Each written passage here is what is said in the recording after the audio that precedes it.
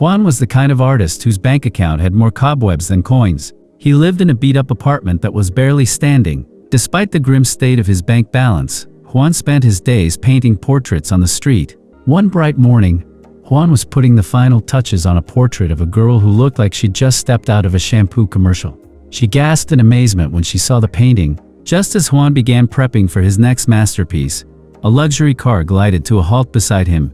Out stepped the village's richest man, a walking bank account in designer shoes, and with him, Juan's ex-girlfriend.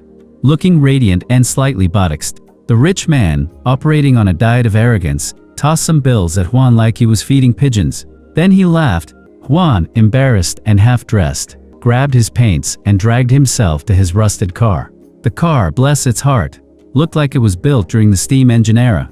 It was unclear whether he was driving it or if the car was reluctantly agreeing to move out of pity. He sputtered back into his artistic village, a town that smelled like oil paint and unfulfilled dreams. Artists roamed freely here, each with their own version of genius and unpaid bills. As Juan headed home, he collided with his landlord. The landlord barked about overdue rent. Juan, running purely on caffeine and pride, tossed last month's rent into his hands. The landlord, unimpressed, reminded him that this only covered the previous month. Juan mumbled something about paying later, which prompted the landlord to lob a bottle of water at him. Surprisingly, instead of retaliating, Juan gently added the bottle to his collection. He sold plastics to make ends meet. The landlord chuckled, calling him a textbook example of poor man's logic. Of course, no offense to those doing honest recycling work, Juan was just taking it a step further by turning it into performance art. Juan's next stop was his dream gallery, a place that oozed sophistication and smelled faintly of overpriced air fresheners. Every day, Juan pleaded with the gallery owner to sponsor his work. Today was no different. He handed over what little money he had, probably enough to buy a single nail for the gallery wall. The owner laughed like he'd been waiting all year for a joke this good, and told Juan his art couldn't even buy a square meter of wall space. The rejection hit harder than a breakup via text. The gallery owner even mocked Juan's artistic advisor, his girlfriend Tien, who, in a twist of cruel irony, was blind. The man scoffed at the idea of a blind critic and waved toward a painting of a potato, claiming it was so lifelike it made him hungry. How do you argue with someone who's spiritually moved by vegetables? Now Tien worked at a massage clinic. Unfortunately, being blind in a job involving touching strangers sometimes attracted the worst kind of clients. One day, Juan caught a man behaving inappropriately and decided to serve justice in the only way he knew, revenge, vigilante style. He mirrored the man's actions back to him, but karma arrived in the form of fists, and Juan got thoroughly beaten. Bruised but not broken, Juan returned home with Tien and let her tend to his wounds. He exaggerated his victory, describing himself as a one-man army. Tien, convinced by his dramatic groaning and the distant sounds of screaming, believed him. Later, Juan surprised her with new shoes. They danced, a beautiful moment slightly ruined when Juan attempted a romantic move that led Tien to hear an unfamiliar breathing pattern in the room. Juan confessed it was just a homeless friend crashing with him. Tien, slightly suspicious but too polite to push further, excused herself.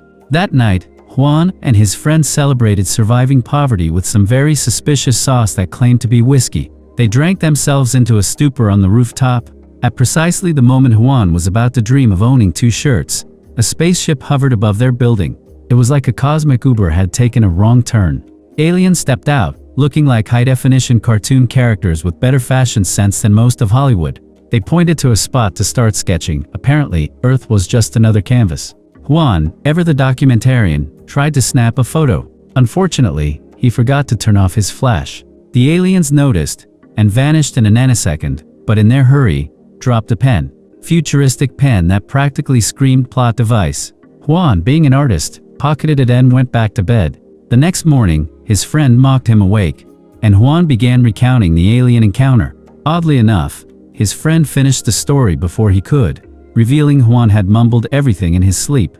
Stranger still, he had drawn the aliens while unconscious. Convinced it was just another weird dream, Juan went outside to paint. Mid-portrait, he ran out of a crucial color. Desperate, he reached for the alien pen and tested it on a separate page. As he lifted the pen, the sketch became a real apple. Definitely real. It didn't taste like intergalactic fruit. Overwhelmed, he raced to his friend and showed him the half-eaten alien apple. His friend, unimpressed, ate the rest and suggested medical attention. To prove the pen's power, Juan drew a gold bar. Nothing happened. His friend scoffed and chucked it out the window. Moments later, a street vendor was screaming after being hit on the head by a brick of gold. That's when realization dawned. The pen worked. It just had dramatic timing. Soon, Juan was drawing cash. Real cash. So much that their tiny room looked like a money tornado hit it. Emboldened, he sketched a palace in the middle of the city. It materialized like it had Amazon Prime delivery. Police were baffled. Juan panicked and discovered a delete button on the pen. He tapped it, and poof, the palace vanished like your paycheck on payday. Juan's friend wanted more money? They both started dressing like toddlers let loose in a costume store, thinking it was peak billionaire fashion.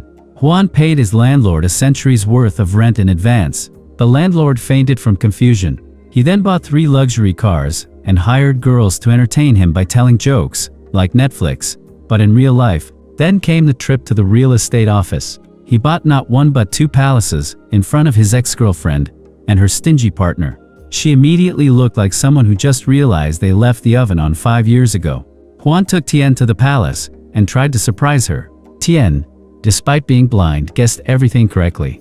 He was mildly disappointed but continued with the grand reveal. Guests filled the halls to celebrate her new home. A woman described every detail of the palace to Tien. She was the world's fanciest audio guide. Juan proposed. Tien refused. Later, she explained it was for his own good. She didn't want to burden him with her blindness.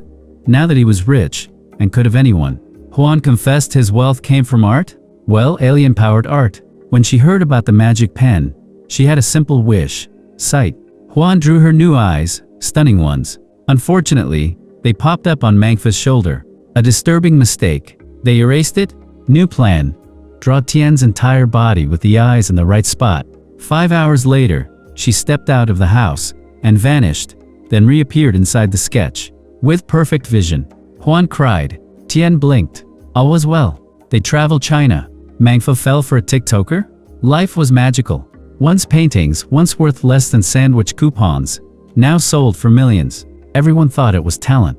Nobody knew the truth. But every magic trick has a price. When Tien got her sight, an actress on a movie set lost hers. Money drawn from the pen vanished from real banks. Security footage showed money just evaporating into thin air. The police connected the dots? Li Chongyi, Juan's old rival, ratted him out. The police investigated? Juan was arrested mid-auction. He and Mangfa explained their case. The police asked them to produce a Ferrari? They did. Instantly. Inside a station, they were released. But that night, Juan's ex returned, confessing her mistakes. She revealed a dark truth. Her current husband, the painter, had hidden a camera in her clothes. He now knew about the pen. Soon, Chongyi began using it. He drew an imperial palace, royal robes, and even kidnapped a beauty queen by sketching her from a magazine. The police caught on. The Ferrari they had summoned matched a stolen car from an expo. An officer warned that the pen wasn't creating things. It was stealing from somewhere else. But Chongyi didn't care. His assistant suggested drawing a new planet. They did. The aliens returned, furious. Chongyi, like a cartoon villain, drew a tank and aimed it at them. The aliens yawned and turned the cannon back at him. They beat him thoroughly. But when they saw the pen had been modified, they demanded answers.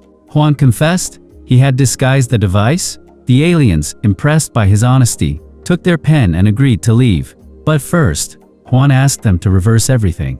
They did. Everything vanished: Tien's eyes, the money, even the palace plumbing. The aliens fled on foot to avoid the paparazzi. The police arrested Chongyi. His ex apologized. Tien reopened her salon. Juan married her. They had a child who, thankfully, wasn't drawn by accident. And that, dear subscriber, was the end of the magical pen. A tale of crayons, cash, cosmic karma, and a whole lot of running from consequences. That's all for this movie. Like, comment, share, and subscribe for more videos.